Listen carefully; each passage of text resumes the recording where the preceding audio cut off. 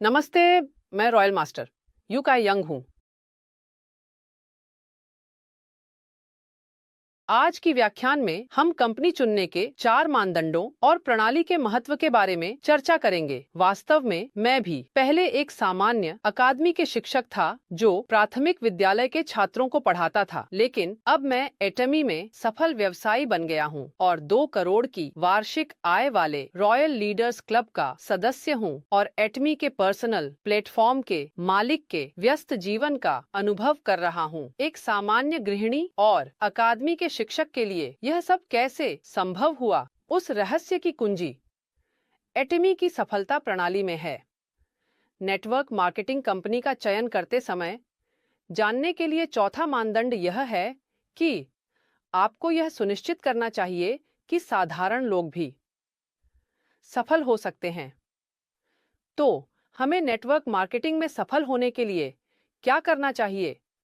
सबसे पहले network marketing के वितरण ढांचे को समझना आवश्यक है। चलिए हम टूथपेस्ट का उदाहरण लेते हैं। हमने एक नया टूथपेस्ट बनाया है। हम जो कंपनियां जानते हैं वे इस टूथपेस्ट को बेचने के लिए टीवी, समाचार पत्र, इंटरनेट आदि के माध्यम से विज्ञापन करती हैं और सुपरमार्केट, किराने की दुकानों, मध्यस्थ साइटों आदि के माध्यम से वितरण कंपनियों को शामिल करके बेचती हैं। इस तरह जब उपभोक्ता सामान खरीदता है तो वह सभी सामानों को सीधे उत्पादक से नहीं खरीद सकता। इसलिए मध्यवर्ती वितरण प्रक्रिया का होना अनिवार्य है और जैसे जैसे मध्यवर्ती वितरण प्रक्रियाएं बढ़ती हैं, उत्पाद की खरीद मूल्य भी बढ़ जाती है। लेकिन नेटवर्क मार्केटिंग की संरचना उत्पादक, कंपनी और उपभोक्ता के वितरण ढांचे के कारण कंपनी उच्च गुणवत्ता वाले उत्पादों को सस्ती कीमत पर प्रदान कर सकती है और उपभोक्ता बहुत सस्ती कीमत पर उत्पाद खरीद सकता है। उपभोक्ता बिना किसी पूंजी के भी विक्रेता बनकर लाभ कमा सकता है। यही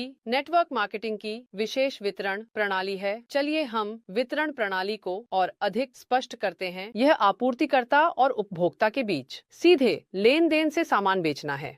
इस सीधे लेन देन के जरिए वितरण लागत को कम किया जा सकता है, जिससे ग्राहकों को सस्ते उत्पाद प्रदान किए जा सकते हैं। और यह लेन देन एक बार में खत्म नहीं होता, बल्कि ग्राहक ए जो सामान खरीदता है वह अपने नीचे के ग्राहकों बी और सी को उत्पादों का प्रचार और बिक्री करता है, जिसके लिए उसे निश्चित पुरस्कार मिलता है। जब ए द्वारा लाए गए ग्राहक बी और सी भी अन्य ग्राहकों को उत्पादों का प्रचार और बिक्री करते हैं तो ए और सी दोनों को पुरस्कार दिया जाता है।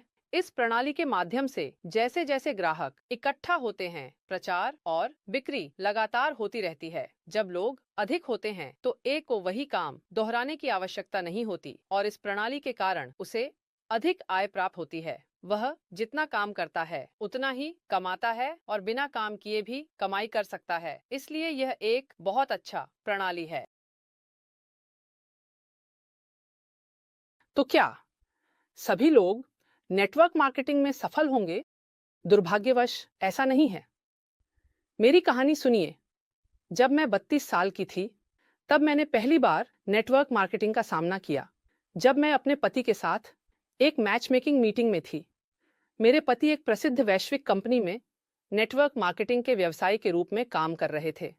उस समय मेरे पति ने 6 घंटे तक नेटवर्क मार्केटिंग के बारे में बताया और मैंने सुना कि इसमें कोई पूंजी की आवश्यकता नहीं है, कोई शुद्धता नहीं है और मैं जितना काम करूंगी उतना ही कमा सकूंगी।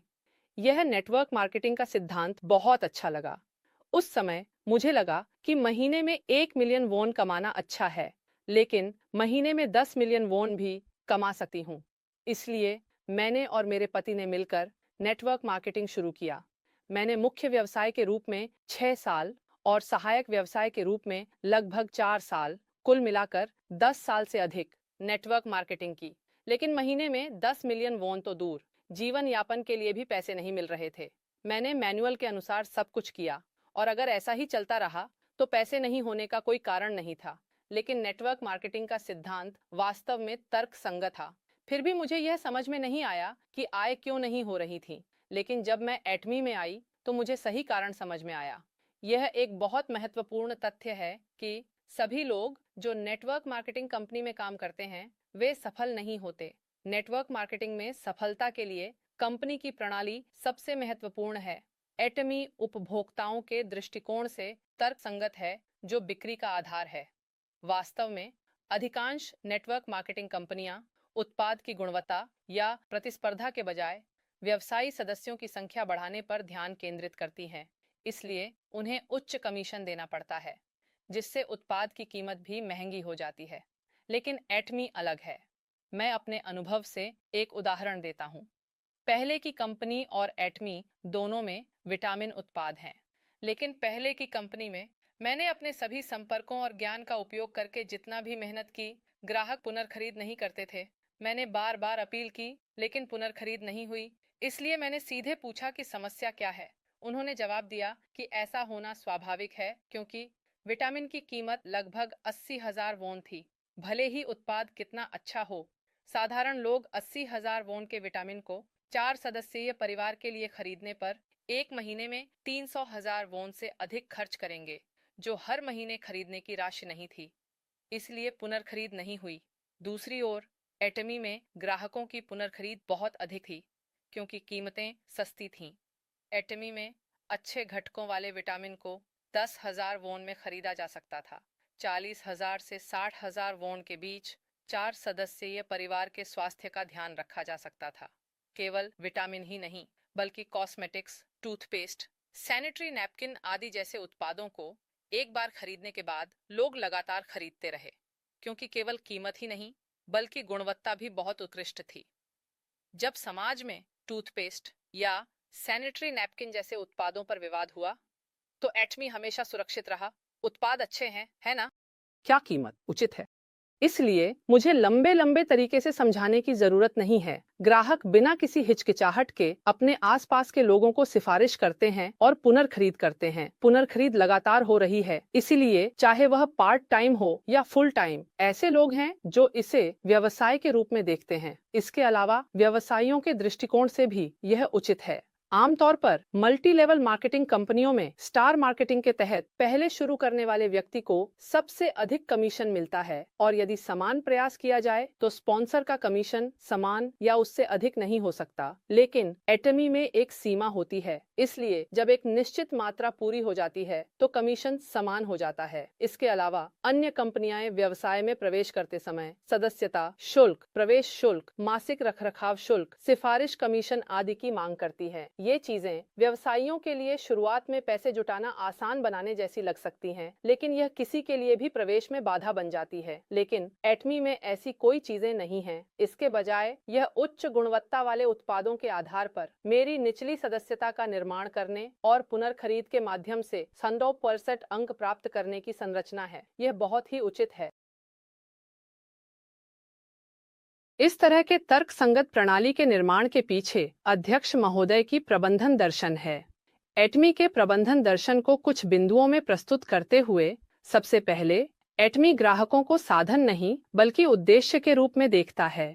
ग्राहकों को सफल बनाने के लिए केवल ग्राहक संतोष पर्याप्त नहीं है। ग्राहक संतोष से आगे बढ़कर ग्राहक को प्रभावित करने और अंततः ग्राहक को सफल बनाने का विचार होना चाहिए। एटमी से मिलने पर उपभोक्ता अच्छे सामान को सस्ते में खरीदकर उपभोक्ता के रूप में सफल होते हैं और व्यवसायी के रूप में सफल होते हैं। दूसरा, एटमी एक सुपर मानवता कंपनी की ओर अग्रसर है। इसके लिए ईमानदारी और भलाई को सर्वोत्तम रणनीति के रूप में मानते हुए यह प्रबंधन दर्शन के रूप में अपनाया गया है और उपभोक्ताओं को अच्छे गुणवत्ता वाले उत्पादों को सस्ते दाम पर प्रदान करने के वितरण की मूल भावना के प्रति वफादार है।